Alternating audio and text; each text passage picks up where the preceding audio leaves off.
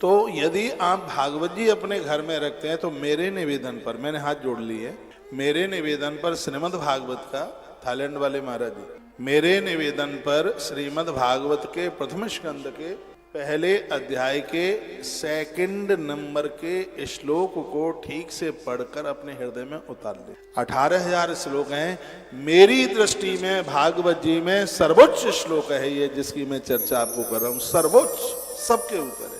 Second number का जो श्लोक है, सच में हमें भक्त बना देता है, निष्कामी मांगना बना देता है, मांगने की भावना को समाप्त कर देता है। इस श्लोक में पूरा केवट का चरित्र भरा हुआ है। इस केवट में पूरी मीरा की कथा भरी हुई है।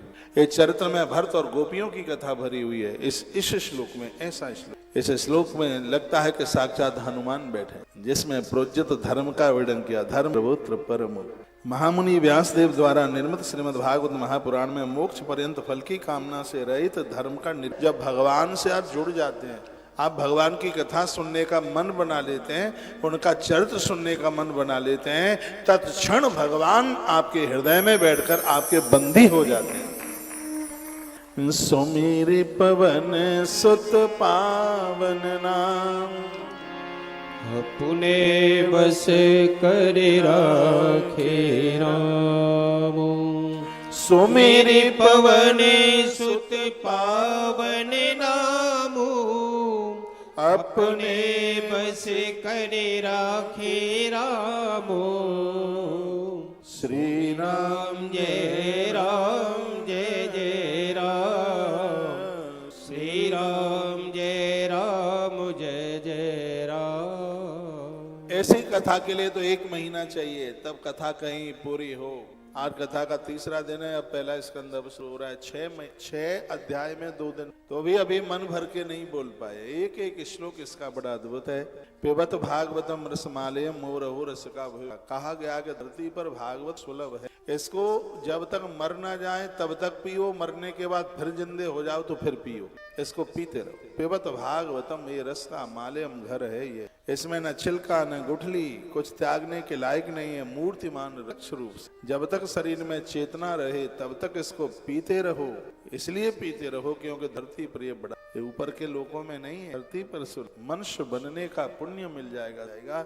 परमात्मा की कथाओं को इसको आघाइए, बोर मत होइए, इसे ये जीवन बचा लेगा, ये हमें समय से पहले मरने नहीं दे। भगवान का चरित्र इतना प्रभावशाली है, इसका सौभाग्य 88,000 महात्माओं ने प्राप्त किया। बेटा जा रहा है रे, कितना प्यार, गोल चरा जाना है, तेरी मम्मी बहुत अच्छी, पापा को भी लेके आ। यह रस किसने पिया? 88,000 महात्माओं ने इसी भूमि में। तय कदात मुनि यहाँ प्रातुर होता होतांगनया सत्कृतम सूतमासीनम पर प्रक्षुरिदमादरात। इसी धरती पर एक दिन की बात थी, 88,000 महात्मा हवन करके बस फ्री हुए। सूजी महाराज ऐसे कहते हैं कि पूजा पाठ करते समय महापुरुषों को हम देख लें तो हमारे हवन करते हुए, भगवान को नहलाते, जप करते हुए हम किसी संत महापुरुषों को देख लें तो हमारे पुण्यों में वृद्धि हो जाती है, यही वर्णन। तो सूजी महाराज नित्य हवन करते हैं, वो यज्ञ से तो पैदा ही उनके पुरखे हुए हैं, तो रोजाना हवन करते हैं, एक दिन के लिए भी चूकते नहीं। तो जैसे ही उनका यजन पूरा हुआ, यज्ञ पूरा हुआ, तो 88,000 महात्माओं ने हाथ जोड़े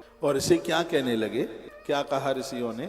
ऋषियों ने कहा, त्वया खल पुराणानी से इतिहासानी च अनघा। आप निष्पापी हैं, आपने समस्त इतिहास, पुराण और धर्म शास्त्रों का विधि पूर्वक अध्ययन किया है। ये देखिए, कथा उसके मुंह से सुनी जाए जो अध्ययनशील है, नहीं तो अपने मन मुताबिक बातें करेगा।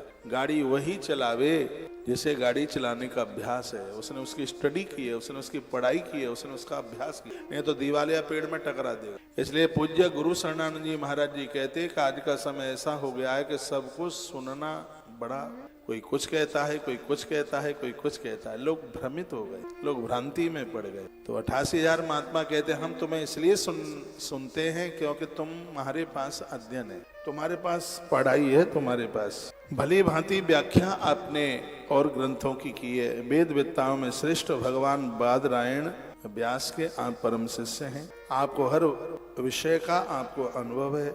आप कृपा करके यह बताइए कि उन शास्त्र, पुराण और गुरुजनों के उपदेश में कलयुगी जीवों के परम कल्याण का सहज साधन, उसके बारे में आप हमें बता दें, जिसमें इस कलकाल का जीव है वह मुक्त हो जाए, उसका कल्याण हो। क्या यज्ञ है बता दें आप, क्या वेद पढ़ने हम, क्या यज्ञ है। तो कितना सुंदर जवाब दिया, कहा वासुदेव परा वेदा वासुदेव परम मखा, वासुदेव परम ज्ञानम वासुदेव परम तपः।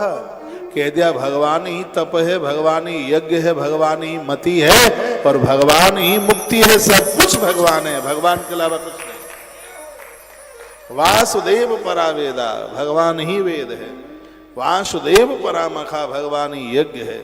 और कहा क्या, वासुदेव परो धर्मो, परमात्मा ही धर्म है। और वासुदेव परागति, भगवान ही कल्याण है, भगवान ही मोक्ष है। सब कुछ भगवान है। इसलिए परमात्मा से एक क्षण के लिए भी दूर होने की जरूरत नहीं है, दूर जाना नहीं है। सबई पुंसाम परो धर्मो यति भक्त दुक्षजे अहे तो क्या प्रतिहता या आत्मा संप्रसिद्धति। हो सकता है कि मेरे कहे गए श्लोक आपको समझ में ना आए तो भी सुनिएगा, समझ में ना आवे तो भी सुनिएगा।